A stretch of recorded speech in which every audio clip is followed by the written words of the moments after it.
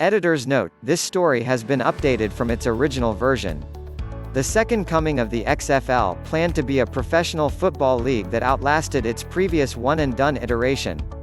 If not for the novel coronavirus, the league believed it was a near certainty, an expectation that ultimately didn't come to fruition. The XFL suspended league operations and laid off its employees Friday morning, a source confirmed to the Dallas Morning News. The decision comes nearly a month after the league ended its first season because of the coronavirus pandemic. The league lasted 5 games. The Dallas Renegades finished 2-3. ESPN's Field Yates reported that XFL Chief Operating Officer Jeffrey Pollack delivered the news to league employees via Zoom. ESPN also reported that there are no plans for the league to return in 2021. The news reached out to the league's spokesperson for a statement, but the email address was no longer active, a byproduct of the league-wide layoffs. From the beginning, the XFL distanced itself from its 2001 version. This newest creation from owner Vince McMahon wouldn't be about gimmicks. Instead, it aimed to take a great game and make it a little bit better, Commissioner Oliver Luck told the news before the start of the season. With a motto of "less stall, more ball," the XFL wanted to give fans a professional football fix in a time when they usually didn't have it, starting a week after the NFL's Super Bowl. The league also had the benefit of playing on major networks like ABC, ESPN and Fox, FS1.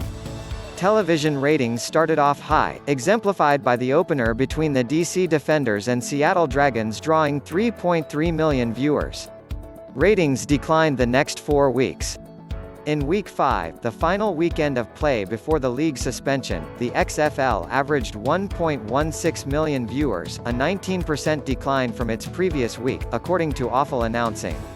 Still, there was optimism throughout the league that viewership and attendance would eventually find a settling point. And when the league announced it was ending its first season March 12, it also added an optimistic outlook for the future.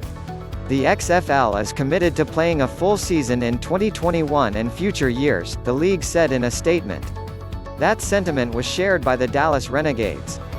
Head coach Bob Stoops, a legendary coach at Oklahoma, had team meetings with his players and coaches March 13, the day after the league was put on hold. He said it didn't feel like a goodbye. "This is just temporary," Stoops said.